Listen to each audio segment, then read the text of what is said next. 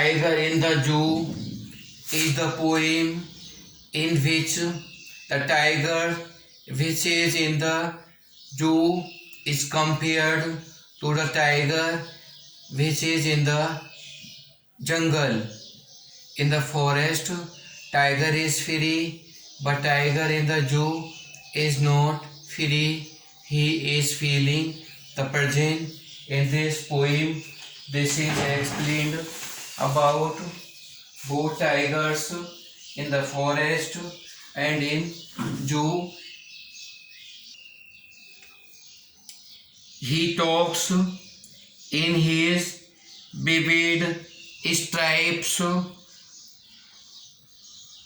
The few steps of his cage on pads of velvet quiet in his quiet rage. वह अपने शरीर की स्पष्ट धारियों के साथ अकड़ कर चलता है। वह अपने पिंजरे में गद्देदार पंजों तथा निश्चल क्रोध के साथ कुछ कदम रखता है। He should be lurking in shadow, sliding through long grass near the water hole, water plump deer pass. वह अंधेरे में घात लगाए हुए लंबी घास पर खिसकते हुए जल के स्रोत के समीप, जहाँ से मोटा ताजा हिरन गुजरता है, वह वहाँ होना चाहिए था। But he is locked in a concrete cell. His stand behind bars, stalking the length of his cage, ignoring visitors. वह घरों के चारों ओर गुर्राते हुए जंगल के छोरों पर अपने नंगे तीखे दांतों के साथ उनके पंजों से गांव वालों को आलंकित होना चाहिए था।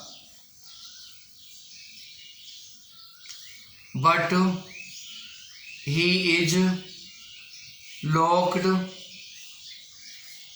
in the concrete cell. His stand behind bars, stalking the length of his cage, ignoring visitors. परंतु वह मजबूत कोठरी में बंद है, उसकी शक्ति सलाखों के पीछे है। वह पिंजरे में अकड़ कर चलता है, बिना आने जाने वालों की परवाह किए बिना। He hears the last voice at night, the patrolling cars, and stares with his brilliant eyes at the brilliant stars. वह गश्त लगाते हुई कारों को रात की अंतिम ध्वनि सुनता है और अपनी चमकदार आँखों से चमकदार सितारों की तरफ एकटक देखता है।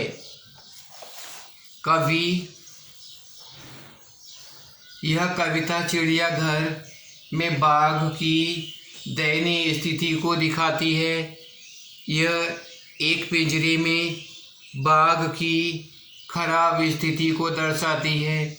एक चिड़ियाघर में बाघ पिंजरे में उसे उपलब्ध कराए गए सीमित स्थान पर चलता है।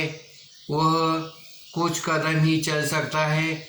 उसके शरीर पर धारियां हैं जो आसानी से ध्यान देने योग्य हैं। उसके पंजे मखमल की तरह मुलायम होते हैं। वह अपने मखमली पंजों से चलते समय कोई शोर नहीं करता। आमतौर पर बाघ चुप रहता है लेकिन गुस्से में होता है। कभी सुझाव देता है कि पिंजरा बाघ के लिए उचित स्थान नहीं है क्योंकि वह उसका प्राकृतिक आवास नहीं है। इस प्रकार पिंजरे में बंद बाघ मानव क्रूरता का शिकार है। आमतौर पर बाघ कुछ जल निकायों के पास, कुछ झाड़ियों में या लंबी घास के नीचे बैठे पाए जाते हैं ताकि वे अपना शिकार देख सकें। जैसे हिरन वहाँ पानी पीने आ रहा है तो फलस्वरूप घास में चुपचाप सरक कर उसे मार दे। कभी सभी मानव जाति को संदेश देना चाहता है कि बाघ जंगल में होना चाहिए, न कि पिंजरे में।